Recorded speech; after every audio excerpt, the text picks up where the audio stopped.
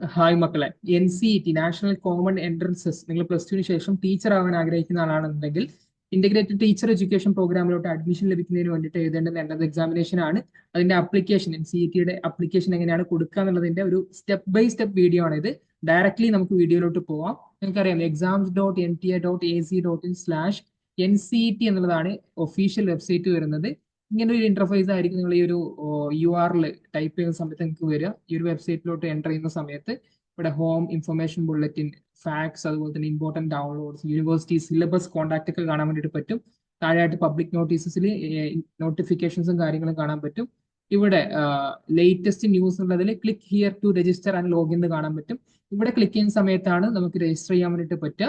Actually NCET application എന്ന് പറയുന്നത് ഒരു 3 സ്റ്റെപ്പ് പ്രോസസ് ആണ്. ആദ്യം നിങ്ങൾ ഓൺലൈൻ രജിസ്ട്രേഷൻ ചെയ്യുന്നു, ശേഷം നിങ്ങൾ ഓൺലൈൻ ആപ്ലിക്കേഷൻ ഫോം, ഡീറ്റെയിൽഡ് ആയിട്ടുള്ള ഫോം ഫില്ല് ചെയ്യുന്നു, ശേഷം എക്സാമിനേഷൻ ഫീ കൊടുക്കുന്നു, ശേഷം കൺഫർമേഷൻ പേജ് നിങ്ങൾ ഡൗൺലോഡ് ചെയ്ത് വെക്കുന്നു. ഇത്രയും പ്രൊസീജിയർ ആണുള്ളത്. അപ്പോൾ നിങ്ങൾ ഒരു പുതിയൊരു കാൻഡിഡേറ്റ് ആണെന്നുണ്ടെങ്കിൽ നിങ്ങൾ ചെയ്യാനുള്ളത് ന്യൂ കാൻഡിഡേറ്റ് രജിസ്റ്റർ എന്നുള്ളത് ഈ ഒരു ബട്ടണിൽ രജിസ്റ്റർ ഹിയർ എന്നുള്ളതിൽ ക്ലിക്ക് ചെയ്യാം. അപ്പോൾ ഇങ്ങനെ ഒരു പേജിലോട്ടായിരിക്കും പോവുക. ഇൻഫർമേഷൻ ബുള്ളറ്റിൻ ഡൗൺലോഡ് ചെയ്യാനുള്ള PDF ഡൗൺലോഡ് ചെയ്യാനുള്ള ഒരു ഓപ്ഷൻ ഉണ്ട്. പിന്നെ നിങ്ങൾക്ക് ഓൺലൈൻ വഴിയാണ് അപ്ലൈ ചെയ്യാൻ വേണ്ടിയിട്ട് പറയാന്നുള്ള കാര്യം പറയുന്നുണ്ട്. പിന്നെ അതുപോലെ തന്നെ നിങ്ങളുടെ എലിജിബിലിറ്റി ക്രൈറ്റീരിയ കാര്യങ്ങളൊക്കെ ഇൻഫർമേഷൻ ബുള്ളറ്റിൽ നോക്കിയിട്ട് ഉറപ്പ് വരുത്തണം എന്നുള്ള കാര്യവും പറയുന്നുണ്ട്. നിങ്ങൾ ഒന്നും ചെയ്യേണ്ട ആവശ്യമില്ല. ഇൻഫർമേഷൻ ബുള്ളറ്റിൻ എന്ന് പറയുന്ന ഒരുപാട് പേജുകളുള്ള ഒരു PDF ആണ്. നിങ്ങൾ ഇതേ ചാനലിൽ തന്നെ ഇതിനു മുമ്പ് NCET അറിയേണ്ടതെല്ലാം എന്ന് പറഞ്ഞിട്ട് കംപ്ലീറ്റ് കാര്യങ്ങൾ അതിൽ നമ്മൾ പറഞ്ഞിട്ടുണ്ട്. ആ വീഡിയോ പോയിട്ട് നോക്കിയാൽ മതിയാവും. എക്സാമിനേഷന്റെ ഫീസ് നിങ്ങൾ ജനറൽ അൺറിസർവ്ഡ് കാറ്റഗറി ആണെന്നുണ്ടെങ്കിൽ 1200 രൂപയും, OBC NCL കാറ്റഗറി 8 ലക്ഷത്തിന് താഴെ വരുമാനമുള്ള ആൾക്കാരാണെന്നുണ്ടെങ്കിൽ 1000 രൂപയും, അതുപോലെ തന്നെ ജനറൽ EWS കാറ്റഗറി ആണെന്നുണ്ടെങ്കിൽ എക്കണോമിക്കൽ വീക്കർ സെക്ഷൻ ആണെന്നുണ്ടെങ്കിൽ അതും 1000 രൂപയാണ് വരുന്നത്. ഇനി SC ST തേർഡ് ജെൻഡർ അതുപോലെ തന്നെ PWD കാറ്റഗറീസ് ആണെന്നുണ്ടെങ്കിൽ 650 രൂപയാണ് വരുന്നത് മനസ്സിലാക്കുക. OBC NCL കാരെന്ന് പറയുന്നത് 8 ലക്ഷത്തിന് താഴെ വരുമാനമുള്ള ആൾക്കാരാണ് മനസ്സിലാക്കുക. ഒരു OBC NCL സർട്ടിഫിക്കറ്റ് നിങ്ങൾ അക്ഷയയിലൊക്കെ പോയിട്ട് അപ്ലൈ ചെയ്യുന്ന സമയത്ത് നിങ്ങൾ സെൻട്രൽ പർപ്പസിന് വേണ്ടിയിട്ടുള്ള തഹസിൽദാർ ഒപ്പിട്ട ഈ ഒരു OBC NCL സർട്ടിഫിക്കറ്റ് ആയിരിക്കണം നിങ്ങൾ വാങ്ങിക്കേണ്ടത്. സ്റ്റേറ്റ് പർപ്പസ് ആവരുത്, അത് വില്ലേജ് ഓഫീസറാണ് ഒപ്പിടുക. അപ്പോൾ സെൻട്രൽ പർപ്പസിന് വേണ്ടിയിട്ടുള്ള OBC NCL സർട്ടിഫിക്കറ്റ് ആയിരിക്കണം നിങ്ങൾ അപ്ലൈ ചെയ്യേണ്ടതെന്നും കൂടെ ശ്രദ്ധിക്കുക. ഞാൻ നേരത്തെ പറഞ്ഞ പോലെ തന്നെ 3 സ്റ്റെപ്പ് പ്രോസസ് ആണ്. സ്റ്റെപ്പ് 1 എന്ന് പറയുന്നത് ബേസിക് ഓൺലൈൻ രജിസ്ട്രേഷൻ ആണ്, രജിസ്ട്രേഷൻ ഫോം ആണ്. സ്റ്റെപ്പ് 2 എന്ന് പറയുന്നത് അപ്ലിക്കേഷൻ ഫോം ഫില്ലിംഗ് ആണ്. അവിടെയാണ് നിങ്ങളുടെ ഡോക്യുമെന്റ്സും കംപ്ലീറ്റ് ഡീറ്റെയിൽസും ടെസ്റ്റ് പേപ്പേഴ്സ് ഒക്കെ കൊടുക്കാനുള്ളത്. പിന്നെ എന്തൊക്കെ ഡോക്യുമെന്റ്സ് ആണ് വേണ്ടതെന്ന് പറയുന്നുണ്ട്. നിങ്ങളെ റീസെന്റ് ആയിട്ട് എടുത്തിട്ടുള്ള, അടുത്തിടെ ആയിട്ട് എടുത്തിട്ടുള്ള കളേർഡ് അല്ലെങ്കിൽ ബ്ലാക്ക് ആൻഡ് വൈറ്റിലുള്ള ഒരു ക്ലിയർ കോൺട്രാസ്റ്റിലുള്ള ഒരു ഫോട്ടോഗ്രാഫ്, പാസ്പോർട്ട് സൈസിലുള്ള ഫോട്ടോഗ്രാഫ് വേണം. അത് സ്കാൻഡ് ആയിരിക്കണം, JPG അല്ലെങ്കിൽ JPEG ഫോർമാറ്റിലായിരിക്കണം എന്ന് പറഞ്ഞിട്ടുണ്ട്. പിന്നെ അതുപോലെ തന്നെ 10 KB to 200 KB സൈസിലായിരിക്കണം ഉണ്ടാവേണ്ടത്. പിന്നെ നിങ്ങളുടെ സിഗ്നേച്ചർ നിങ്ങൾ ഒരു പേപ്പറിൽ ഒപ്പിട്ട് അത് സ്കാൻ ചെയ്തിട്ട് ഇതിൽ അപ്ലോഡ് ചെയ്യാനുണ്ട്. അത് 4 KB to 30 KB സൈസിലായിരിക്കണം. അതും 50 KB ടു അതുപോലെ തന്നെ 30 KB സൈസിലാണ് നിങ്ങളുടെ സർട്ടിഫിക്കറ്റ്സിന്റെ സൈസ് വരുന്നത് എന്നുള്ളത് മനസ്സിലാക്കി വെക്കുക. പിന്നെ അതുപോലെ തന്നെ കുറച്ച് കാര്യങ്ങൾ ഇവിടെ കൊടുത്തിട്ടുണ്ട്. സ്റ്റെപ്പ് 3 എന്ന് പറയുന്നത് നിങ്ങളുടെ പേയ്മെന്റ് ചെയ്യുക എന്നുള്ളതാണ്, ആപ്ലിക്കേഷൻ ഫീസ് കൊടുക്കുക എന്നുള്ളതാണ്. അപ്പോൾ ആദ്യമായിട്ട് സ്റ്റെപ്പ് 1 എന്ന് പറയുന്നത് ഓൺലൈൻ രജിസ്ട്രേഷൻ, ബേസിക് ആയിട്ടുള്ള ഡീറ്റെയിൽസ് കൊടുക്കുന്നു. ശേഷം നിങ്ങൾ ആപ്ലിക്കേഷൻ ഫോം ഫില്ല് ചെയ്യുന്ന ഡോക്യുമെന്റ്സും ടെസ്റ്റ് പേപ്പേഴ്സ് കംപ്ലീറ്റ് ഡീറ്റെയിൽസ് കൊടുത്തുകൊണ്ട് ശേഷം നിങ്ങൾ ഓൺലൈൻ ആപ്ലിക്കേഷൻ ഫീ കൊടുക്കുന്നു. ശേഷം നിങ്ങൾ ഇതിന്റെ കൺഫർമേഷൻ പേജ് നിങ്ങൾ ഡൗൺലോഡ് ചെയ്ത് വെക്കുന്നു. പിന്നെ അതുപോലെ തന്നെ നിങ്ങൾ ഏത് രീതിക്കുള്ള പാസ്വേഡ് ആണ് എന്നുള്ളത് ഇവിടെ പറഞ്ഞിട്ടുണ്ട്.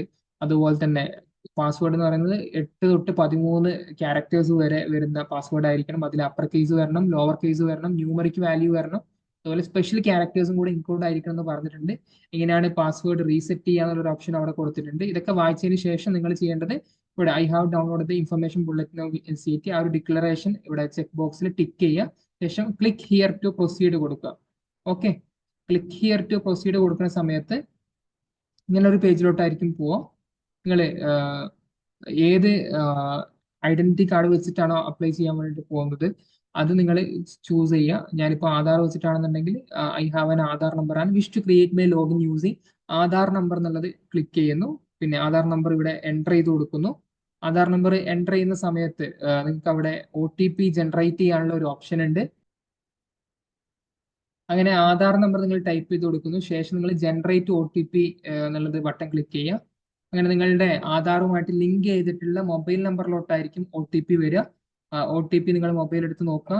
ശേഷം ആ ഒരു OTP നിങ്ങൾ ഇവിടെ ടൈപ്പ് ചെയ്ത് കൊടുക്കുക എന്നുള്ളതാണ്. ഓക്കെ, ടൈപ്പ് ചെയ്ത് കൊടുക്കുന്ന സമയത്ത് നിങ്ങൾക്ക് ഇവിടെ വാലിഡേറ്റ് ഒ ടി പി എന്നുള്ള OTP ഒന്ന് കൺഫേം ചെയ്യാനുള്ള ഒരു ഓപ്ഷൻ ഉണ്ട്, അത് ക്ലിക്ക് ചെയ്യുക. ശേഷം ഇങ്ങനെ ഒരു വിൻഡോയിലോട്ടായിരിക്കും പോവുക. അപ്പോൾ നമ്മുടെ ബേസിക് രജിസ്ട്രേഷനിലുള്ള വിൻഡോയിലോട്ട് പോവാണ്. ആധാർ നമ്പർ ഉപയോഗിച്ചുകൊണ്ടാണ് നമ്മളിത് ചെയ്യുന്നത്. സോ നിങ്ങളുടെ ഈ ഒരു ഡീറ്റെയിൽസ് ഒന്നും നിങ്ങൾ തെറ്റാതെ കൊടുക്കുക എന്നുള്ളത് നിങ്ങൾ നിർബന്ധമായിട്ട് ഓർമ്മിച്ച് വെക്കുക. കാര്യം ഇത് കറക്ഷൻ ഡേറ്റിൽ നമുക്ക് ചേഞ്ച് ചെയ്യാൻ പറ്റാത്തതാണ്. അപ്പൊ നിങ്ങളുടെ പേര് കൊടുക്കുന്നു, അത് ഓട്ടോമാറ്റിക്കലി അവിടെ ഫെച്ച് ചെയ്ത് വന്നിട്ടുണ്ട് ആധാറിൽ എങ്ങനെയാണ് കൊടുത്തിട്ടുള്ളത് അതുപോലെ. പിന്നെ നിങ്ങളുടെ ഫാദർ നെയിം കൊടുക്കുന്നു, നിങ്ങളുടെ മദർ നെയിം കൊടുക്കുന്നു. ഇതൊക്കെ ആസ് പെർ 10th സർട്ടിഫിക്കറ്റ്, അവരുടെ 10th മാട്രിക്കുലേറ്റ് സർട്ടിഫിക്കറ്റ് പ്രകാരമായിരിക്കണം ഇത് കൊടുക്കുന്നത്, ആ ഒരു പേര് കൊടുക്കുന്നത് നിങ്ങൾ ശ്രദ്ധിക്കുക. പിന്നെ അതുപോലെ തന്നെ ആധാർ നമ്പർ പ്രകാരം നിങ്ങളുടെ ഡേറ്റ് ഓഫ് ബർത്തും കാര്യങ്ങളൊക്കെ ഫെച്ച് ചെയ്ത് ഓട്ടോമാറ്റിക്കലി വന്നിട്ടുണ്ട്. ജെൻഡർ കൊടുക്കുക, നാഷണാലിറ്റി ഇന്ത്യൻ കൊടുക്കുക. പിന്നെ അതുപോലെ തന്നെ ഐഡന്റിറ്റി ടൈപ്പ് നിങ്ങൾ ഏതാണ് കൊടുത്തേക്കുന്നത് വെച്ച് കഴിഞ്ഞാൽ അതും കൂടെ കൊടുക്കുക. ക്ലാസ് 12th അഡ്മിറ്റ് കാർഡ് അത് ഇഷ്യൂ ചെയ്തതാണോ, പാൻ കാർഡ് ആണോ, പാസ്പോർട്ട് നമ്പർ ആണോ, റേഷൻ കാർഡ് വിത്ത് ഫോട്ടോഗ്രാഫ് ആണോ, പിന്നെ അതുപോലെ തന്നെ അല്ലാന്നുണ്ടെങ്കിൽ any other valid government identity with photograph ആണ് അത് കൊടുക്കുക. ഞാനിപ്പം അത് ചൂസ് ചെയ്തിട്ട് ഞാനിപ്പോൾ ആധാർ നമ്പർ എൻ്റർ ചെയ്യാൻ വേണ്ടിയിട്ട് പോവാണ്. എൻ്റർ ചെയ്യുന്നു. എൻ്റർ ചെയ്ത് കഴിയുന്ന സമയത്ത് നിങ്ങൾക്ക് ഇവിടെ കാണാൻ വേണ്ടിയിട്ട് പറ്റുക എന്ന് പറയുന്നത് ഈ താഴോട്ട് പോകാനുള്ള ഒരു ഓപ്ഷൻ ആണ്. അവിടെ ഒരു ടിക്ക് വന്നിട്ടുണ്ട്. പിന്നെ പ്രസന്റ് അഡ്രസ്സ്, നിങ്ങൾ ഇപ്പോൾ എവിടെയാണ് നിൽക്കുന്നത് അതിൻ്റെ ഒരു അഡ്രസ്സ് കൊടുക്കുക. ഓക്കെ, ഒരു പ്രിമൈസസ് നമ്പറോ അല്ലെങ്കിൽ അഡ്രസ്സോ കൊടുക്കുന്നു.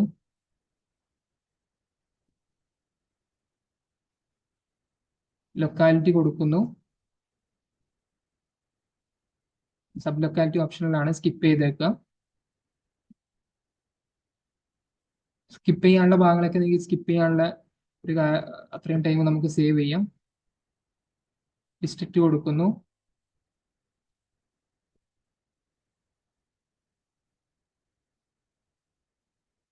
ഓക്കെ, ഡിസ്ട്രിക്റ്റ് കൊടുക്കുന്നു. പിൻ നമ്പർ എൻ്റർ ചെയ്യുന്നു.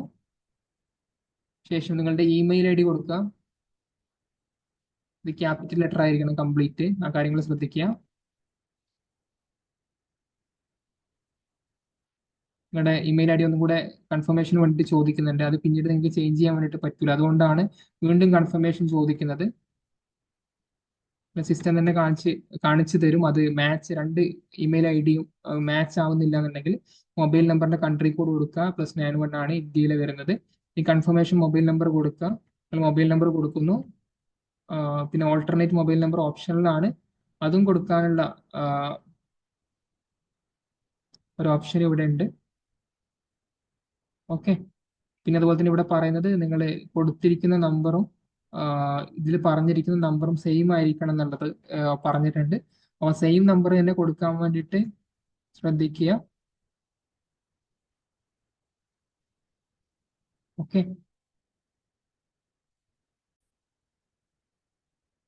മൊബൈൽ നമ്പർ ഇവിടെ എൻ്റർ ചെയ്യുന്നു.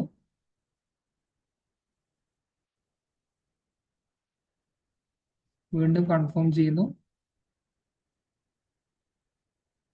ഓൾട്ടർനേറ്റ് മൊബൈൽ നമ്പർ ഓപ്ഷനിലാണ്, അത് സ്കിപ്പ് ചെയ്തേക്കുക. നിങ്ങളുടെ പ്രസന്റ് അഡ്രസ്സ് പെർമനന്റ് അഡ്രസ്സും സെയിം ആണെന്നുണ്ടെങ്കിൽ ഇവിടെ സെയിം ആസ് പ്രസന്റ് അഡ്രസ് എന്നുള്ള ഇവിടെ ബോക്സിൽ ക്ലിക്ക് ചെയ്യാൻ വേണ്ടിയിട്ട് പറ്റും. അത് ഓട്ടോമാറ്റിക്കലി അപ്പം ഡീറ്റെയിൽസ് ഫെച്ച് ചെയ്യും.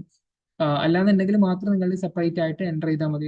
ഞാൻ സെയിം ആയതുകൊണ്ട് സെയിം കൊടുക്കുകയാണ്. പിന്നെ പാസ്വേഡ് ഇവിടെ ചൂസ് ചെയ്യാൻ വേണ്ടിയിട്ടുണ്ട്.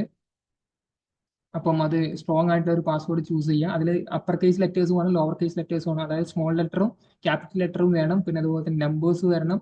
പിന്നെ അതുപോലെ തന്നെ സ്പെഷ്യൽ ക്യാരക്ടേഴ്സും ഇതിൽ ഇൻക്ലൂഡ് ആയിരിക്കണം എന്നുള്ളത് നേരത്തെ പ്രത്യേകം പറഞ്ഞിട്ടുണ്ട്. ആ കാര്യങ്ങൾ ശ്രദ്ധിച്ചുകൊണ്ട് നിങ്ങൾ 8 to 13 ക്യാരക്ടേഴ്സ് വരുന്ന ആ ഒരു പാസ്വേഡ് സെറ്റ് ചെയ്യുക. വീണ്ടും അത് കൺഫേം ചെയ്യുക. താഴെ വീണ്ടും ടൈപ്പ് ചെയ്യുക. ശേഷം ഒരു സെക്യൂരിറ്റി ക്വസ്റ്റ്യൻ ചോദിക്കുന്നുണ്ട്, അഥവാ പാസ്വേഡ് നഷ്ടപ്പെടുകയാണെന്നുണ്ടെങ്കിൽ ചോദിക്കാൻ വേണ്ടിയിട്ടാണ്. അപ്പോൾ ആ ഒരു സെക്യൂരിറ്റി ക്വസ്റ്റ്യൻസ് ആയിട്ട് ഞാൻ what is my favourite book എന്നുള്ളതിന് എനിക്ക് ഓർമ്മിക്കാൻ പറ്റുന്ന ഒരു പുസ്തകത്തിന്റെ പേര് കൊടുക്കുന്നു. ഓക്കെ, ഞാൻ ഇപ്പോൾ ഒരു വിങ്സ് ഓഫ് ഫയർ കൊടുക്കുകയാണ് തൽക്കാലം. ശേഷം ക്യാപ്ച ചോദിക്കുന്നുണ്ട്. ഇതിൽ കാണുന്ന അതേ ക്യാപ്ച തന്നെ ടൈപ്പ് ചെയ്യാം, തെറ്റരുത്. കാര്യം തെറ്റിക്കഴിഞ്ഞാൽ വീണ്ടും ഈ ഡീറ്റെയിൽസ് നിങ്ങൾ ഒന്നും കൂടി എൻ്റർ ചെയ്യേണ്ടി വരും.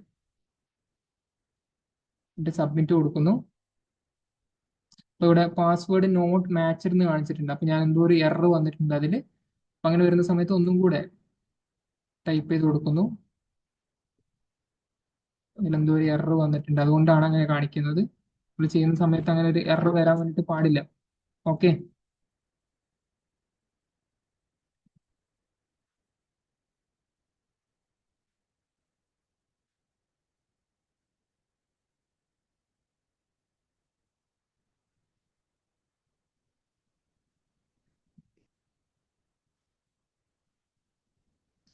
പാസ്വേഡ് രണ്ടും മാച്ച് ആയിട്ടുണ്ട്, കറക്റ്റ് ആയിട്ടുണ്ട്. എന്നിട്ട് സബ്മിറ്റ് കൊടുക്കുന്നു. ഓക്കെ, സബ്മിറ്റ് കൊടുക്കുന്ന സമയത്ത് നമ്മൾ കൊടുത്തിരിക്കുന്ന ഡീറ്റെയിൽസ് കാര്യങ്ങൾ കംപ്ലീറ്റ് ഇവിടെ ഉണ്ടാവും. ഇത് നമുക്ക് പിന്നീട് ചേഞ്ച് ചെയ്യാൻ വേണ്ടി പറ്റൂല. അതുകൊണ്ട് ഒന്നും കൂടെ ഗോ ത്രൂ ചെയ്യുക, വെരിഫൈ ചെയ്യുക കറക്റ്റ് ആണെന്നുള്ളത്.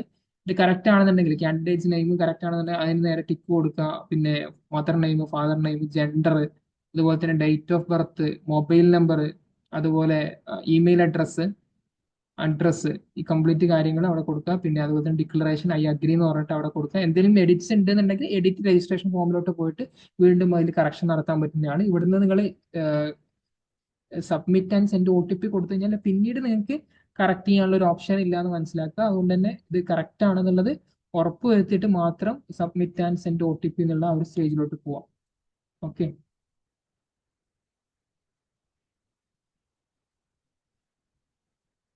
എസ് കൊടുക്കുക. അപ്പൊ നിങ്ങളുടെ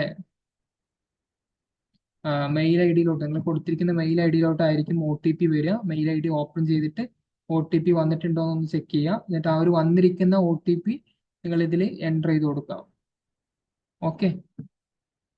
വന്നിരിക്കുന്ന OTP ആണ് നിങ്ങൾക്ക് ഇവിടെ എൻ്റർ ചെയ്ത് കൊടുക്കാനുള്ളത്. ഒരു OTP എൻ്റർ ചെയ്ത് കൊടുക്കുക.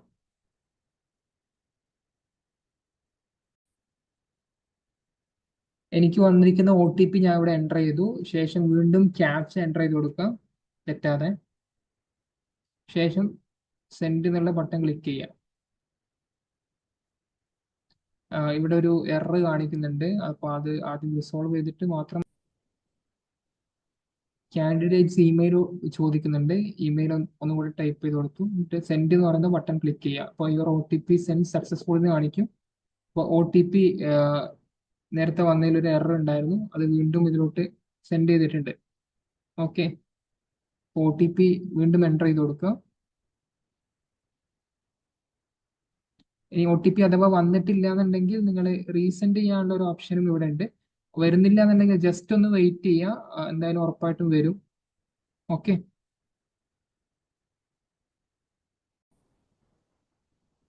എനിക്കിപ്പോൾ OTP വന്നത് കുറച്ചൊരു ടൈം എടുത്തിട്ടാണ്, ഒരു 60 സെക്കൻഡ് 1 മിനിറ്റിൻ്റെ അടുത്ത് ടൈം എടുത്തിട്ടാണ്. അപ്പോൾ നിങ്ങളന്ന് വരുന്നില്ല എന്നുണ്ടെങ്കിൽ ഒന്ന് വെയിറ്റ് ചെയ്യുക, നിങ്ങളുടെ മെയിലിലോട്ട് വരും. ജസ്റ്റ് ഒരു ഡിലേ കാണിക്കുന്നുണ്ട് ഇതിൽ. ഓക്കെ. OTP ക്യാപ്ചർ ടൈപ്പ് ചെയ്തതിന് ശേഷം വെരിഫൈ കൊടുക്കുക. അങ്ങനെ നമ്മൾ ബേസിക് രജിസ്ട്രേഷൻ കംപ്ലീറ്റ് ആയിട്ടുണ്ട്. ഇനി നമ്മൾ ചെയ്യാനുള്ളതെന്ന് പറയുന്നത്, നമ്മൾ already first step online registration കഴിഞ്ഞിട്ടുണ്ട്. അപ്പോൾ ഓൺലൈൻ രജിസ്ട്രേഷൻ കഴിഞ്ഞതോടുകൂടി നമുക്ക് ആപ്ലിക്കേഷൻ നമ്പർ കിട്ടും. നമ്മൾ നേരത്തെ കൊടുത്തിരിക്കുന്ന പാസ്വേഡും ആപ്ലിക്കേഷൻ നമ്പറും എൻ്റർ ചെയ്തിട്ട് ഈ ഒരു ക്യാപ്ചയും കൂടെ അവിടെ ടൈപ്പ് ചെയ്തതിന് ശേഷം ലോഗിൻ ചെയ്ത് കഴിഞ്ഞാൽ ഇനി ആപ്ലിക്കേഷൻ ഫോം ഫില്ലിങ്ങിലോട്ട് നമുക്ക് കടക്കാൻ വേണ്ടിയിട്ട് പറ്റും. ഓക്കെ. ഞാൻ ആപ്ലിക്കേഷൻ നമ്പറും അതുപോലെ തന്നെ നേരത്തെ ഞാൻ ടൈപ്പ് ചെയ്ത് കൺഫേം ചെയ്തിട്ടുള്ള പാസ്വേഡ് ഇവിടെ എൻ്റർ ചെയ്തു. ക്യാപ്ചയും കൂടെ എൻ്റർ ചെയ്തതിന് ശേഷം ലോഗിൻ ക്ലിക്ക് ചെയ്യാണ്. അങ്ങനെ ലോഗിൻ ക്ലിക്ക് ചെയ്യുന്ന സമയത്ത് വീണ്ടും ഒരു ഇമെയിൽ OTP വരും. അപ്പം ഇമെയിൽ ഓപ്പൺ ചെയ്ത ശേഷം ഇവിടെ നിങ്ങൾ OTP എൻ്റർ ചെയ്യാനുണ്ട്. ഓക്കെ. അങ്ങനെ OTP നിങ്ങൾ മെയിലിൽ നോക്കിയിട്ട്, മെയിലിലോട്ട് ഒരു മെയിൽ വരും. മെയിലിൽ നോക്കിയിട്ട് നിങ്ങൾ OTP എൻ്റർ ചെയ്യുന്നു. ശേഷം വീണ്ടും ക്യാപ്ച നിങ്ങൾ ടൈപ്പ് ചെയ്യുന്നു. ശേഷം വെരിഫൈ ക്ലിക്ക് ചെയ്യാം. OTP കംപ്ലീറ്റ് ആയിട്ടുണ്ട്. ആദ്യത്തെ രജിസ്ട്രേഷൻ കംപ്ലീറ്റ് ആയിട്ടുണ്ട്. ഇനി നമ്മൾ ആപ്ലിക്കേഷൻ ഫോം സെക്കൻഡ് സ്റ്റെപ്പിലോട്ട് നമ്മൾ പോവാണ്. ഇവിടെ കുറേ സ്റ്റെപ്പുകൾ കാണാൻ വേണ്ടി പറ്റും. ആദ്യം ആപ്ലിക്കേഷന്റെ ബേസിക് ഡീറ്റെയിൽസ് കൊടുക്കാനുണ്ട്. കുറേ വിവരങ്ങൾ നമ്മൾ ഫസ്റ്റ് സ്റ്റെപ്പ് തന്നെ ഫെച്ച് ചെയ്തിട്ട് ഇതിലോട്ട് വന്നിട്ടുണ്ട്. പിന്നെ personal details, quota, category details, qualification details, university പ്രോഗ്രാമുകൾ സെലക്ട് ചെയ്യാനുണ്ട്. പിന്നെ ടെസ്റ്റ് പേപ്പറും സബ്ജക്ട് സെലക്ഷനും ഇവിടെ കൊടുക്കാനുണ്ട്. എക്സാം സെന്റർ ഡീറ്റെയിൽസ് കൊടുക്കാനുണ്ട്. പിന്നെ ഡോക്യുമെന്റ്സ് അപ്ലോഡ് ചെയ്യാനുണ്ട്. പിന്നെ ഫൈനലായിട്ട് സബ്മിറ്റ് ചെയ്തതിന് ശേഷം മൊബൈൽ ഇതും കൂടെ വെരിഫൈ ചെയ്തിട്ട് OTP ചെയ്തിട്ട് വെരിഫൈ ചെയ്തതിന് ശേഷം പേയ്മെന്റ് ഓപ്ഷൻ ആണുള്ളത്. നമുക്ക് ഓരോ സ്റ്റെപ്പും നമുക്ക് ഡീറ്റെയിൽഡ് ആയിട്ട് നമുക്ക് നോക്കാം. അങ്ങനെ ഇത് നോക്കുന്ന സമയത്ത് കുറെ വിവരങ്ങൾ ഇതിൽ ഓൾറെഡി വന്ന് കിടപ്പുണ്ട്. അപ്പോൾ ഇതിൽ നിങ്ങൾ ചെയ്യാനുള്ളത് പറയുന്നത് ക്യാപ്ച ടൈപ്പ് ചെയ്തതിന് ശേഷം 5624 848 എന്നുള്ള ക്യാപ്ച ഇവിടെ കാണുന്ന ടൈപ്പ് ചെയ്യുക. ഐ അഗ്രി എന്നുള്ള ഡിക്ലറേഷൻ ചെക്ക് ബോക്സ് ടിക്ക് ചെയ്യുക. സേവ് ആൻഡ് നെക്സ്റ്റ് കൊടുക്കുക. അത് ഓക്കെ ആയിട്ടുണ്ട്. ഇനി നമുക്ക് പോകാനുള്ളത് കോണ്ടാക്ട് ഡീറ്റെയിൽസ് ആണ്. കോണ്ടാക്ട് ഡീറ്റെയിൽസ് ഓൾറെഡി ഇവിടെ കൊടുത്തിട്ടുണ്ട്. ഇനി പേഴ്സണൽ ഡീറ്റെയിൽസ് ആണ് നമുക്ക് ഫില്ല് ചെയ്യാനുള്ളത്. കോണ്ടാക്ട് ഡീറ്റെയിൽസ് ഇതിലോട്ട് പോയതിനു ശേഷം നിങ്ങൾ ക്യാപ്ച എൻ്റർ ചെയ്യാം. സേവ് ആൻഡ് നെക്സ്റ്റ് കൊടുക്കാം. കോണ്ടാക്ട് ഡീറ്റെയിൽസ് സേവ് ആയിട്ടുണ്ട്. ഇനി പേഴ്സണൽ ഡീറ്റെയിൽസ് ആണ് നമുക്ക് പോകാനുള്ളത്. പേഴ്സണൽ ഡീറ്റെയിൽസ് കുറേ വിവരങ്ങൾ ഇവിടെ വന്നിട്ടുണ്ട്. പിന്നെ ഗാർഡിയൻസ് മൊബൈൽ നമ്പർ അത് മാൻഡേറ്ററി അല്ല, വേണമെന്നുണ്ടെങ്കിൽ കൊടുക്കാം. പിന്നെ നിങ്ങൾ കാറ്റഗറി ഏതെങ്കിലും പെടുന്നതാണെന്നുണ്ടെങ്കിൽ OBC NCL അങ്ങനെ എന്തെങ്കിലും ആണെന്നുണ്ടെങ്കിൽ നമുക്ക് അവിടെ കൊടുക്കാം. കാറ്റഗറി സർട്ടിഫിക്കറ്റ് ID അതിലുള്ള കാറ്റഗറി സർട്ടിഫിക്കറ്റ് ID ആണ് ചോദിച്ചേക്കുന്നത്. പിന്നെ കാറ്റഗറി ഒന്നുകൂടെ കൺഫേം ചെയ്യാൻ വേണ്ടി പറയുന്നുണ്ട്. കൺഫേം ചെയ്യുക ഒന്നുകൂടെ.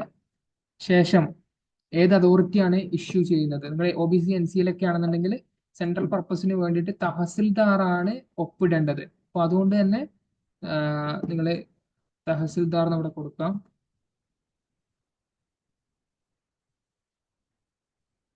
പിന്നെ കാറ്റഗറി സർട്ടിഫിക്കറ്റ് ഇഷ്യൂ ചെയ്തിട്ടുള്ള ഡേറ്റ് അവിടെ കൊടുക്കുന്നു. മന്ത് സെലക്ട് ചെയ്യാം, ഡേ സെലക്ട് ചെയ്യാം. പിന്നെ ഈ വർഷമാണല്ലോ, 1 ഇയർ വാലിഡിറ്റി ആയിരിക്കും ഉണ്ടാവുക. കാറ്റഗറി സർട്ടിഫിക്കറ്റ് നമ്പറും നിങ്ങൾ അവിടെ കൊടുക്കുന്നു.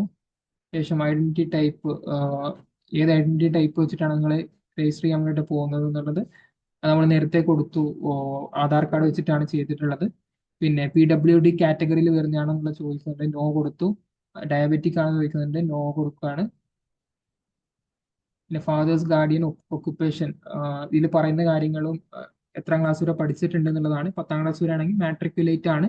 ഡിഗ്രി വരെ ആണെന്നുണ്ടെങ്കിൽ ഗ്രാജുവേറ്റ് ആണ്. PG വരെ ആണെന്നുണ്ടെങ്കിൽ പോസ്റ്റ് ഗ്രാജുവേറ്റ് കൊടുക്കുക, അല്ലാന്നുണ്ടെങ്കിൽ നോട്ട് അപ്ലിക്കബിൾ കൊടുക്കുക. പിന്നെ ഫാദേഴ്സ് ഗാർഡിയൻ ഒക്കുപ്പേഷൻ ഇതിൽ ഏതെങ്കിലും ആണെന്നുണ്ടെങ്കിൽ കൊടുക്കാനുള്ള ഓപ്ഷൻ ഉണ്ട്. Agriculture, business, medical, engineering, law practice, ഇതൊന്നും അല്ലാന്നുണ്ടെങ്കിൽ നോട്ട് അപ്ലിക്കബിൾ കൊടുക്കുക. അതുപോലെ മദേഴ്സിന്റെ ഒക്കുപ്പേഷനും കൊടുക്കുക. പിന്നെ അതുപോലെ തന്നെ മദേഴ്സിന്റെ ക്വാളിഫിക്കേഷൻ അവിടെ ചോദിക്കുന്നു. പിന്നെ annual income of the family select ചെയ്യാം. പിന്നെ നിങ്ങൾ ട്വിൻ ആണോന്നും ചോദിക്കുന്നുണ്ട്. ട്വിൻ ആണെങ്കിൽ ട്വിൻ കൊടുക്കുക. അത് ഒരേ ഇമെയിൽ ID വെച്ചിട്ട് 2 രജിസ്ട്രേഷൻസ് ഒക്കെ ചെയ്യാൻ വേണ്ടിയിട്ടാണ്. പിന്നെ ഡൊമിസൈൽ സ്റ്റേറ്റ്, നിങ്ങളിപ്പം കറന്റ് ഉള്ളത് ഏത് സ്റ്റേറ്റിലാണ്? കേരള ആണെങ്കിൽ കേരള കൊടുക്കാം, ഔട്ട്സൈഡ് ആണെങ്കിൽ ഔട്ട്സൈഡ് കൊടുക്കാൻ വേണ്ടി പറ്റും. പിന്നെ പ്ലേസ് ഓഫ് റെസിഡൻസ്, എവിടെയാണ് താമസിക്കുന്നത്? അർബൻ ഏരിയയിലാണോ, സിറ്റിയിലാണോ, അല്ല റൂറൽ വില്ലേജ് ഏരിയാസിലാണോ എന്നുള്ളത് കൊടുക്കുന്നു. അതുപോലെ മോഡ് ഓഫ് പ്രിപ്പറേഷൻ, നിങ്ങൾ എങ്ങനെയാണ് എക്സാമിന് വേണ്ടി പ്രിപ്പയർ ചെയ്യുന്നത്? നിങ്ങൾ ഓൺലൈൻ കോച്ചിങ്ങിന് ജോയിൻ ചെയ്തിട്ടുണ്ടോ, അല്ല സെൽഫായിട്ട് സ്റ്റഡി ചെയ്യാണോ? കംപ്ലീറ്റ് കാര്യങ്ങൾ കൊടുക്കുന്നു. ഞാൻ ഓൺലൈൻ കോച്ചിങ് ചൂസ് ചെയ്യാണ്. മീഡിയം ഓഫ് ഓപ്ഷൻ, നിങ്ങൾക്ക് ഇംഗ്ലീഷ്, ഏത് medium of study qualifying examination, നിങ്ങൾ ഏത് ഭാഷയിലാണ് ഇതിന് എക്സാമിനേഷൻ വേണ്ടിയിട്ട് പ്രിപ്പയർ ചെയ്യുന്നത് എന്നുള്ളത് അത് കൊടുക്കാം. എക്സാമിനേഷന് വേണ്ടിയിട്ട് പ്രിപ്പയർ ചെയ്യുന്നില്ല, നിങ്ങൾ പ്ലസ് ടു ആയിരിക്കും ക്വാളിഫയിങ് എക്സാമിനേഷൻ എന്ന് പറയുന്നത്. അത് നിങ്ങൾ ഏത് ഭാഷയിലാണ് പഠിച്ചതെന്നുള്ളത് അവിടെ ചോദിക്കുകയാണ്. അത് അവിടെ എൻ്റർ ചെയ്ത് കൊടുക്കുക. പിന്നെ ക്യാപ്ച വീണ്ടും ടൈപ്പ് ചെയ്ത് കൊടുക്കുന്നു. ശേഷം എഗ്രി എന്നുള്ള ബട്ടൺ ടിക്ക് ചെയ്യുന്നു. ശേഷം സേവ് ആൻഡ് നെക്സ്റ്റ് കൊടുക്കുക. സർട്ടിഫിക്കറ്റ് ഇഷ്യൂ ഡേറ്റിൽ ചെറിയൊരു വ്യത്യാസം വന്നിട്ടുണ്ട്. അപ്പോൾ അത് എറർ നിങ്ങൾ സോൾവ് ചെയ്തതിനു ശേഷം വീണ്ടും സേവ് ആൻഡ് നെക്സ്റ്റ് കൊടുക്കുന്നു. ക്യാപ്ച വീണ്ടും മാറിയിട്ടുണ്ട്. ക്യാപ്ച വീണ്ടും ടൈപ്പ് ചെയ്യുന്നു. ഓക്കെ, സേവ് ആൻഡ് നെക്സ്റ്റ് കൊടുക്കുന്നു.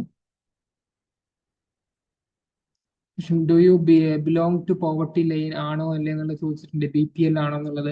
പിന്നെ കാശ്മീരി മൈഗ്രന്റ് ആണോ എന്നുള്ളത് ചോദിച്ചിട്ടുണ്ട്. വാർഡ് ഓഫ് ഡിഫൻസ് പേഴ്സൺ ആണോ എന്നുള്ളത് ചോദിച്ചിട്ടുണ്ട്. എക്സ് സർവീസ് മാൻ ആണോ എന്നുള്ളത്. NCC കോട്ടയിലൊക്കെ നിങ്ങൾ നാഷണൽ ക്യാമ്പുകളൊക്കെ പങ്കെടുത്തിട്ടുണ്ടെങ്കിൽ അത് കൊടുക്കാം. ഇനി സ്പോർട്സ് കോട്ട അതൊക്കെയാണെന്നുണ്ടെങ്കിൽ അതും കൊടുക്കാം. അതിൽ നിങ്ങൾ എലിജിബിൾ ആണോ എന്നുള്ളത് ഇൻഫർമേഷൻ ബുള്ളറ്റിൻ ചെക്ക് ചെയ്യാം, ശേഷം മാത്രം കൊടുക്കുക. പിന്നെ വാർഡ് ഓഫ് യൂണിവേഴ്സിറ്റി എംപ്ലോയി ആണെന്നുള്ളത് ചോദിക്കുന്നുണ്ട്, അത് കൊടുക്കുക. അതിനുശേഷം വീണ്ടും ക്യാപ്ച ടൈപ്പ് ചെയ്തതിന് ശേഷം നിങ്ങൾ സേവ് ആൻഡ് നെക്സ്റ്റ് കൊടുക്കുക, അഗ്രി ബട്ടൺ ടിക്ക് ചെയ്തിട്ട് സേവ് ആൻഡ് നെക്സ്റ്റ് കൊടുക്കുന്നു. അങ്ങനെ നിങ്ങൾ കോട്ട കാറ്റഗറി ഡീറ്റെയിൽസും കൊടുത്തു കഴിഞ്ഞ് ക്വാളിഫിക്കേഷൻ ഡീറ്റെയിൽസ് ആണ് ചോദിക്കുന്നത്. നിങ്ങൾ 10th ഏത് വർഷമാണ് പാസ്സായത്, ക്വാളിഫയിങ് എക്സാമിനേഷൻ 10th ഇക്വാലന്റ് കൊടുക്കാം, പ്ലേസ് ഓഫ് സ്കൂളിംഗ് റൂറൽ ഏരിയയിലാണോ നിങ്ങൾ ചെയ്തിട്ടുണ്ടായിരുന്നത്, അർബൻ സിറ്റി ഏരിയസിലാണോ ചെയ്തിട്ടുണ്ടായത് കൊടുക്കുക, ടൈപ്പ് ഓഫ് സ്കൂൾ ഗവൺമെന്റ് ആണെങ്കിൽ ഗവൺമെന്റ് കൊടുക്കുക, പ്രൈവറ്റ് ആണെങ്കിൽ അത് കൊടുക്കാം, അല്ലെങ്കിൽ അതർ കാറ്റഗറി ആണെങ്കിൽ അതും ചൂസ് ചെയ്യാം. ക്വാളിഫയിങ് എക്സാമിനേഷൻ എന്ന് പറയുന്നത് നിങ്ങൾ ഏത് രാജ്യത്തു നിന്നാണ് 10th ക്ലാസ് പാസ്സായത്, ഇന്ത്യയിൽ നിന്നാണെങ്കിൽ ഇന്ത്യ കൊടുക്കുക, അല്ലെങ്കിൽ അബ്രോഡിൽ നിന്നാണെങ്കിൽ അബ്രോഡും കൊടുക്കാനുള്ള ഒരു ഓപ്ഷൻ ഉണ്ട്. ഓക്കെ. ഇനി ക്വാളിഫയിങ് എക്സാമിനേഷൻ സ്റ്റേറ്റ് ചോദിക്കുന്നുണ്ട്, അത് കൊടുക്കുക.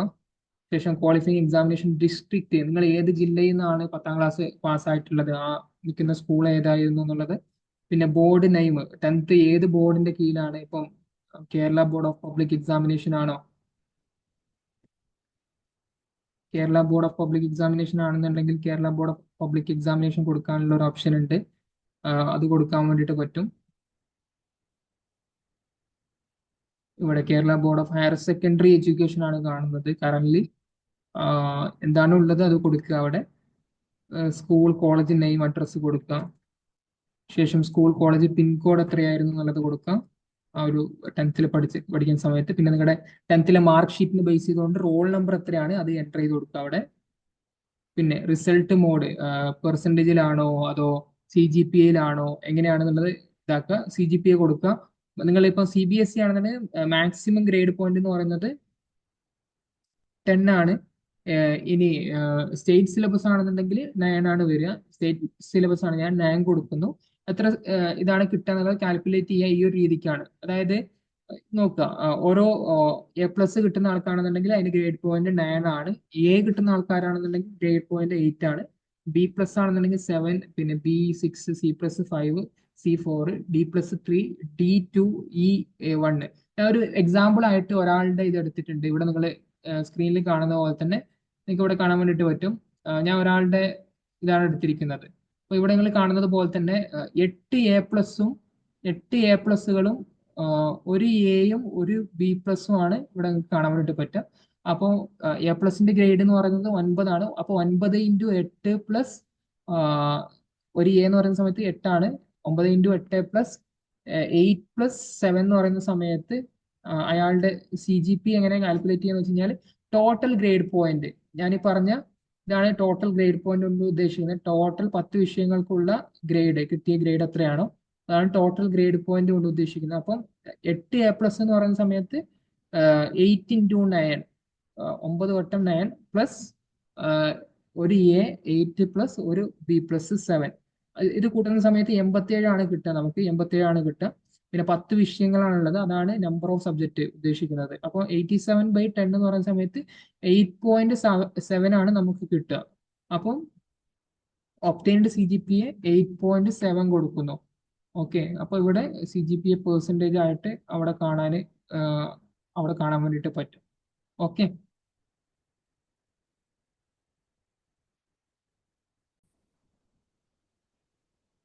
ഇനി CGPA പെർസെൻറ്റേജ് ഇവിടെ ചോദിക്കുന്നുണ്ട്. CGPA പെർസെൻറ്റേജ് കാണാനുള്ള ഒരു ഫോർമുല എന്ന് പറയുന്നത് ഈ ഒരു രീതിക്കാണ്.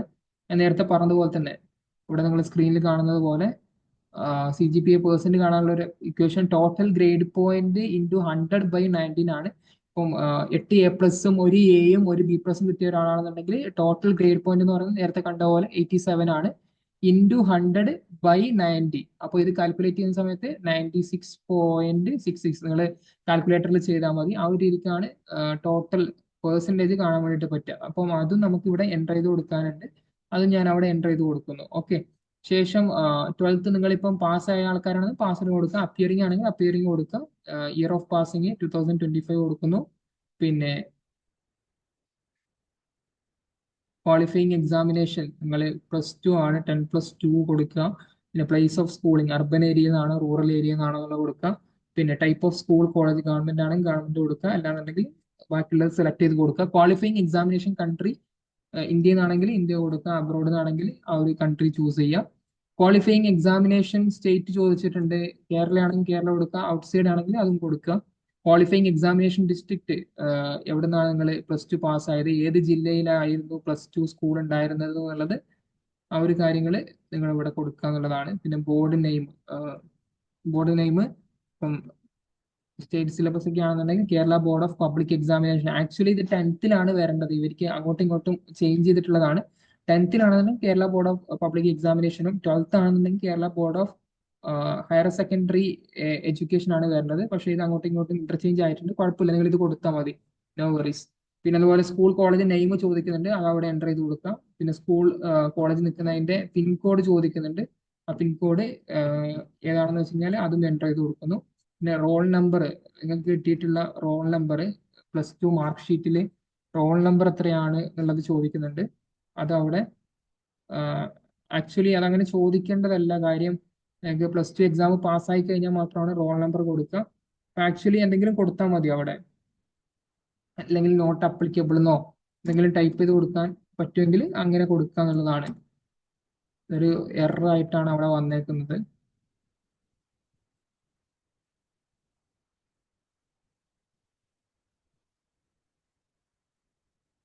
പിന്നെ അതുപോലെ തന്നെ ക്യാപ്ച ഇവിടെ ചോദിച്ചിട്ടുണ്ട്, ക്യാപ്ച എൻ്റർ ചെയ്ത് കൊടുക്കുക. ശേഷം എഗ്രി എന്നുള്ള ബട്ടൺ ക്ലിക്ക് ചെയ്യാം, സേവ് ആൻഡ് നെക്സ്റ്റ് കൊടുക്കുക. ക്വാളിഫിക്കേഷൻ ഡീറ്റെയിൽസ് അപ്പോൾ ഫില്ല് ചെയ്ത് വന്നിട്ടുണ്ട്. ഇനി യൂണിവേഴ്സിറ്റീസും പ്രോഗ്രാമും ആണ് നമുക്ക് സെലക്ട് ചെയ്യാനുള്ളത്. ഏത് യൂണിവേഴ്സിറ്റീസിൽ ഏതൊക്കെ പ്രോഗ്രാമാണ് വേണ്ടതെന്നുള്ളത് ഓരോന്നും നമ്മളിവിടെ സെലക്ട് ചെയ്യാനുണ്ട് എന്നുള്ളതാണ്. ഇനി അടുത്ത യൂണിവേഴ്സിറ്റിയിൽ ഏതൊക്കെയാണ് വേണ്ടതെന്ന് വെച്ച് കഴിഞ്ഞാൽ അതും അതുപോലെ കൊടുക്കാനുള്ള ഓപ്ഷൻ ഉണ്ട്. ഓക്കെ, ഇനി നെക്സ്റ്റ് ആണെന്നുണ്ടെങ്കിൽ അടുത്ത യൂണിവേഴ്സിറ്റി സെലക്ട് ചെയ്യുക. ഇപ്പം ഡൽഹി യൂണിവേഴ്സിറ്റി ആണെന്നുണ്ടെങ്കിൽ ഡൽഹി യൂണിവേഴ്സിറ്റി സെലക്ട് ചെയ്യാനുള്ള ഓപ്ഷൻ ഉണ്ട്. പിന്നെ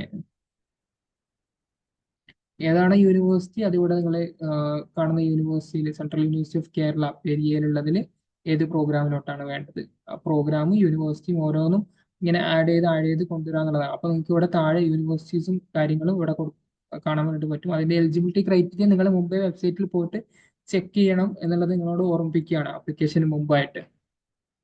പിന്നെ യൂണിവേഴ്സിറ്റി പ്രോഗ്രാമാണ് നമ്മൾ ചെയ്തത്. അപ്പൊ നിങ്ങളിത് എല്ലാ കോഴ്സുകളും എവിടെയൊക്കെയാണ്, ഇപ്പം BSc B.Ed B.Com B.Ed അല്ലെങ്കിൽ BA B.Ed ആണെന്നുണ്ടെങ്കിൽ എവിടെയൊക്കെയാണുള്ളത് നോക്കാം, അവിടെയൊക്കെ കൊടുക്കാൻ വേണ്ടി ശ്രദ്ധിക്കുക. അവസാനം നമുക്ക് തീരുമാനിക്കാം എവിടെ പോകണം എന്നുള്ളത്. നിങ്ങൾ ഇപ്പൊ കൊടുത്തിരുന്ന സമയത്ത് എവിടെയൊക്കെ നിങ്ങളുടെ വിചാരിക്കുന്ന ഈ ഒരു ഡിഗ്രി+B.Ed പ്രോഗ്രാം, അത് BSc B.Ed ആണെങ്കിലും B.Com B.Ed ആണെങ്കിലും BA B.Ed ആണെങ്കിലും എവിടേക്കാണോ ഉള്ളത് അവിടെയൊക്കെ കൊടുത്തിടാൻ വേണ്ടിയിട്ട് മസ്റ്റ് നിർബന്ധമായിട്ട് നിങ്ങൾ ചെയ്തിരിക്കുക എന്നുള്ളതാണ്. ശേഷം വീണ്ടും ക്യാപ്ച ചോദിക്കുന്നുണ്ട്, ക്യാപ്ച എൻ്റർ ചെയ്യാം, എഗ്രി ബട്ടൺ കൊടുക്കുക, സേവ് ആൻഡ് നെക്സ്റ്റ് കൊടുക്കുന്നു. ഓക്കെ, ഈ ടെക്സ്റ്റ് പേപ്പർ ചൂസ് ചെയ്യാൻ വേണ്ടിയിട്ടാണ് എലിജിബിലിറ്റി ക്രൈറ്റീരിയ നോക്കാം. നിങ്ങൾ ഏത് ഭാഷയിലാണ് പരീക്ഷ എഴുതുന്നത് ചോദിക്കുന്നുണ്ട്, ഇംഗ്ലീഷിൽ തന്നെ എഴുതാം. ഇനി മലയാളത്തിലാണ് നിങ്ങൾ എഴുതുന്നുണ്ടെങ്കിൽ അതിന്റെ എന്തെങ്കിലും ട്രാൻസ്ലേറ്റഡ് ആയിട്ടുള്ള പേപ്പറാണ് മലയാളം എന്ന് പറയുന്നത്. ട്രാൻസ്ലേറ്റഡ് ആയിട്ടുള്ള വേർഷനിൽ എന്തെങ്കിലും എറേഴ്സ് വരികയാണെന്നുണ്ടെങ്കിൽ അതിന്റെ ഇംഗ്ലീഷ് വേർഷൻ ആണ് ഫൈനൽ ആയിട്ട് കൺസിഡർ ചെയ്യുക. അപ്പൊ അതുകൊണ്ട് തന്നെ നിങ്ങൾ ഇംഗ്ലീഷിൽ തന്നെ എഴുതാൻ വേണ്ടി ശ്രദ്ധിക്കുക. ഇനി മലയാളത്തിലാണ് എഴുതുന്നതെന്നുണ്ടെങ്കിൽ നിങ്ങൾ നിർബന്ധമായിട്ടും നിങ്ങൾ അതിന്റെ ഇംഗ്ലീഷ് വേർഷൻ ആയിട്ട് ഇംഗ്ലീഷിലും ക്വസ്റ്റ്യൻസ് ഉണ്ടാവും, അത് കമ്പയർ ചെയ്ത് നോക്കണം എന്നുള്ളതാണ്. അപ്പോൾ പക്ഷെ അത്രയും ടൈം നമുക്ക് നഷ്ടപ്പെടുന്നുള്ളതാണ്. അപ്പോൾ എന്തായാലും നിങ്ങൾ മസ്റ്റ് ആയിട്ട് ഇംഗ്ലീഷിൽ എഴുതാൻ വേണ്ടി ശ്രദ്ധിക്കുക. പിന്നെ teaching aptitude test paper mandatory ആയിട്ടുള്ള 2 പേപ്പേഴ്സ് ഉണ്ട്, നിങ്ങൾക്കറിയാം. ജനറൽ ടെസ്റ്റും ടീച്ചിങ് ആപ്റ്റിറ്റ്യൂഡും മാൻഡേറ്ററി പേപ്പേഴ്സ് ആണ്, അത് നിങ്ങൾ ഇംഗ്ലീഷ് ഭാഷയിൽ മാത്രമേ എഴുതാൻ വേണ്ടിയിട്ട് പറ്റുള്ളൂ. പിന്നെ ബാക്കിയുള്ള ഡൊമൈൻ പേപ്പേഴ്സ് ആണ് നിങ്ങൾക്ക് ചൂസ് ചെയ്യാൻ വേണ്ടിയിട്ട് പറ്റുന്നത്.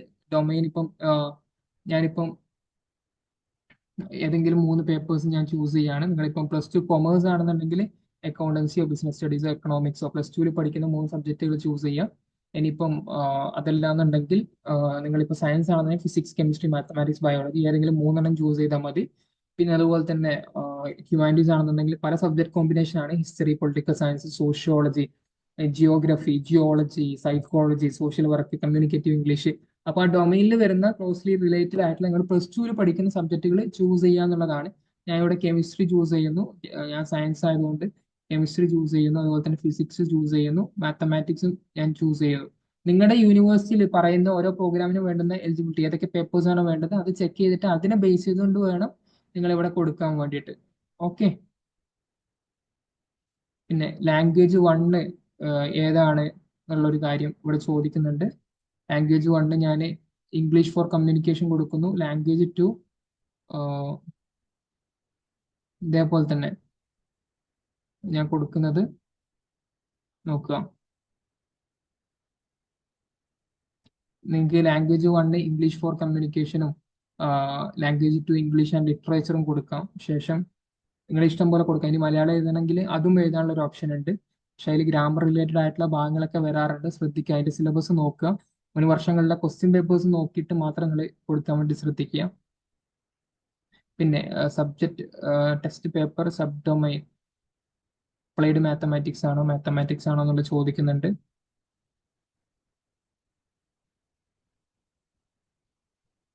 ഓക്കെ, ഇനിയുള്ളത് സിറ്റി സെന്റേഴ്സ് ചൂസ് ചെയ്യാൻ വേണ്ടിയിട്ടാണ്. നിങ്ങൾക്ക് എവിടേക്കാണ് 2 സെന്ററുകളാണ് ചൂസ് ചെയ്യാൻ വേണ്ടിയിട്ട് പറ്റിയ പ്രിഫറൻസ് ആയിട്ട്. നിങ്ങളുടെ പ്രസന്റ് അഡ്രസ്സിന്റെയും പെർമനന്റ് അഡ്രസ്സിന്റെയും നിങ്ങൾ കൊടുത്തതിന്റെ ഭാഗമായിട്ടാണ് എക്സാം സെന്റേഴ്സ് നിങ്ങൾക്ക് ചൂസ് ചെയ്യാൻ വേണ്ടിയിട്ട് പറ്റുക. ഞാനിപ്പോൾ ഫസ്റ്റ് എൻ്റെ സ്വന്തം ജില്ലയായിട്ടുള്ള കാസർഗോഡ് ജില്ല ഞാൻ കൊടുക്കുന്നു.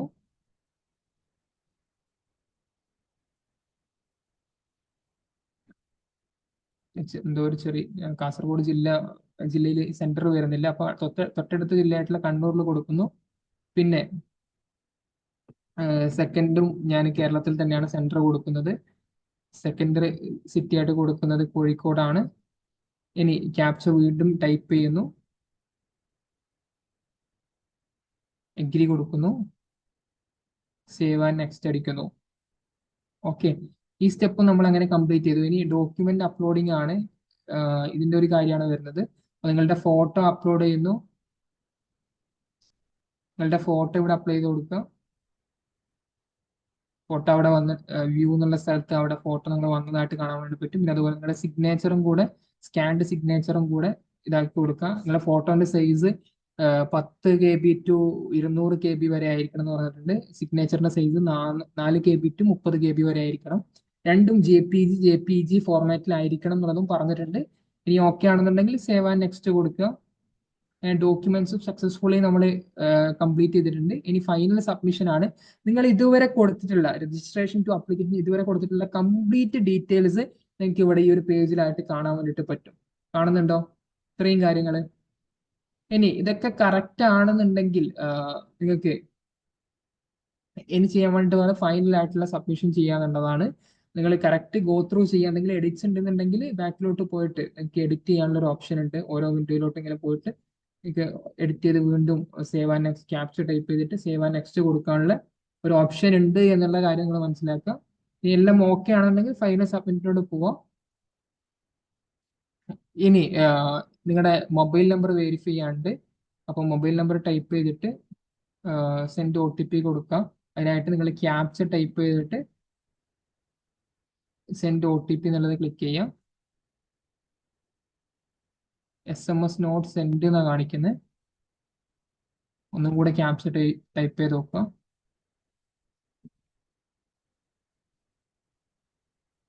യെസ്, SMS സെൻഡ് ചെയ്തിട്ടുണ്ട്.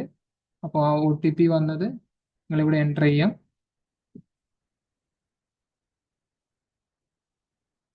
ചിലപ്പം ചെറിയൊരു വെയിറ്റിംഗ് ടൈം എടുക്കും. നിങ്ങളൊന്ന് ഹോൾഡ് ചെയ്യുക. ശേഷം നിങ്ങൾ എൻ്റർ ചെയ്യുക. ശേഷം നിങ്ങൾ വെരിഫൈ OTP ക്ലിക്ക് ചെയ്ത് കഴിഞ്ഞാൽ മതിയാവും. ഓക്കെ, മൊബൈൽ OTP ഇവിടെ ക്ലിക്ക് ചെയ്യാം. മൊബൈലിലോട്ട് വന്നത്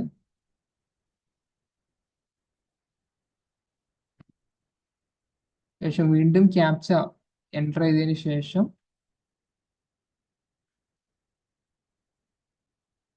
വെരിഫൈ OTP എന്നുള്ള ബട്ടൺ ക്ലിക്ക് ചെയ്യുക. അങ്ങനെ മൊബൈൽ നമ്പർ വെരിഫൈ ആയിട്ടുണ്ട്. ഇനി കംപ്ലീറ്റ് ആപ്ലിക്കേഷൻ ഫോം കൊടുക്കുക. ശേഷം നിങ്ങൾക്ക് ഫൈനൽ ആയിട്ടുള്ള ഒരു സബ്മിഷൻ ആണ്. ഫൈനൽ സബ്മിറ്റ് എന്നുള്ള ഒരു ഓപ്ഷൻ കാണാൻ വേണ്ടിയിട്ട് പറ്റും. അപ്പോൾ നിങ്ങൾ കൊടുത്തിരിക്കുന്ന ഡീറ്റെയിൽസിൽ നിങ്ങളുടെ പേരും ഫാദറിന്റെയും മദറിന്റെയും നെയിമും സബ്ജക്റ്റുകളും ഡേറ്റ് ഓഫ് ബർത്തും ജെൻഡറും ഇമെയിൽ ID അതുപോലെ തന്നെ ഫാദർ നെയിമും അഡ്രസ്സും പിന്നെ അതുപോലെ തന്നെ എക്സാം സിറ്റിയും ഒക്കെ കറക്റ്റ് ആണെന്ന് വീണ്ടും നിങ്ങൾ ചെക്ക് ചെയ്യുന്നു. ചെക്ക് ബോക്സ് ടിക്ക് ചെയ്യുന്നു. അങ്ങനെ എഗ്രി കൊടുത്തിട്ട് ഫൈനൽ സബ്മിറ്റ് കൊടുക്കുക. ഓക്കെ, ഇനിയുള്ളത് പേയ്മെന്റ് ചെയ്യാന്നുള്ള ഒരു ഓപ്ഷൻ ആണ്. പേ ചെയ്യുക. പേ എന്നുള്ള ബട്ടൺ ക്ലിക്ക് ചെയ്യുക. ഇനി ക്രെഡിറ്റ് കാർഡ് അതുപോലെ തന്നെ ഡെബിറ്റ് കാർഡ് UPI ഓപ്ഷൻസ് ഒക്കെ ഉപയോഗിക്കാൻ വേണ്ടി പറ്റും. ഞാൻ SBI ഇ-പേ ക്ലിക്ക് ചെയ്യാണ് UPI ചെയ്യാൻ വേണ്ടിയിട്ട്. അങ്ങനെ UPI ചെയ്യാനാണെന്നുണ്ടെങ്കിൽ UPI ക്ലിക്ക് ചെയ്യാം. ശേഷം നിങ്ങൾ UPI ID വെച്ചിട്ടാണെന്നുണ്ടെങ്കിൽ UPI ID ഇവിടെ ചെയ്യാനുള്ള ഒരു ഓപ്ഷൻ ഉണ്ട്. ഇനി അതല്ല QR കോഡ് ജനറേറ്റ് ചെയ്തതിന് ശേഷം ഈ QR കോഡ് നിങ്ങളുടെ UPI ആപ്പിൽ സ്കാൻ ചെയ്യുകയാണെന്നുണ്ടെങ്കിൽ ഓട്ടോമാറ്റിക്കലി 1000 രൂപ അതിലോട്ട് ഫെച്ച് ചെയ്തിട്ട് 1000 രൂപ ഇത് ഡിഫോൾട്ട് ആയിട്ട് കാണിക്കും. നിങ്ങൾക്ക് അത് പേ ചെയ്യാനുള്ള ഒരു ഓപ്ഷൻ ഉണ്ട്. അങ്ങനെ ഈ ഒരു എക്സാമിനേഷൻ അപ്ലിക്കേഷൻ ഫീസും കൂടെ നിങ്ങൾ പേ ചെയ്യുന്നതോട് കൂടെ നിങ്ങളുടെ അപ്ലിക്കേഷൻ ഫോം കംപ്ലീറ്റ് ആവും. അപ്പോൾ സക്സസ്ഫുൾ എന്ന് കാണിക്കും. ശേഷം നിങ്ങൾ ഇതിന്റെ കൺഫർമേഷൻ പേജ് നിങ്ങൾ ഡൗൺലോഡ് ചെയ്ത് ആ PDF നിങ്ങൾ സൂക്ഷിക്കുക. ഓക്കെ, അപ്പോൾ ഇത്രയാണ് നിങ്ങൾ ആപ്ലിക്കേഷൻ്റെ ഒരു സ്റ്റെപ്പ് വരുന്നത്. ഇത്രയും ഭാഗങ്ങൾ നിങ്ങൾ കംപ്ലീറ്റ് ചെയ്ത് കഴിഞ്ഞാൽ ആപ്ലിക്കേഷൻ നിങ്ങൾ സക്സസ്ഫുള്ളി സബ്മിറ്റ് ചെയ്യാനുള്ള ഒരു കാര്യമായി എന്നുള്ളത് മനസ്സിലാക്കുക. ഇനി ഇതുപോലെ എക്സാമിന്റെ ഇടയിൽ നിങ്ങൾക്കറിയാം എക്സാമിനേഷൻ വരുന്നത് ബോർഡ് എക്സാമിന് ശേഷമാണ്. ബോർഡ് എക്സാമിന് നന്നായിട്ട് പ്രിപ്പയർ ചെയ്യുക. അതുപോലെ തന്നെ NCETക്ക് നന്നായിട്ട് പ്രിപ്പയർ ചെയ്യുക. നല്ല സ്ഥാപനങ്ങളിൽ NITയിലും IITസിലും അതുപോലെ തന്നെ RIEസിലും central യൂണിവേഴ്സിറ്റിയിലും BA BEd BCom BEd BSc BEd നിങ്ങൾ വിചാരിക്കുന്ന കോഴ്സ് നിങ്ങൾക്ക് അഡ്മിഷൻ എടുക്കാൻ വേണ്ടി പറ്റട്ടെ എന്ന് ആശംസിക്കുകയാണ്. Sure the very best. Thank you.